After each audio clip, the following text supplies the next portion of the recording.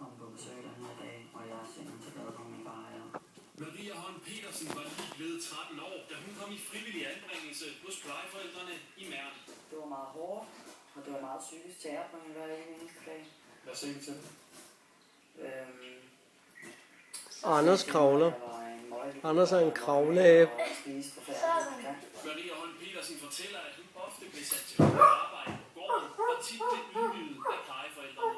Mig og de 3 andre plejebørn blev sendt ud i sneen, for eksempel uden noget tøj på, og jeg stod bare med t-shirt og shorts og skulle gå det i flere timer, indtil der blev sagt, at vi måtte komme ind igen.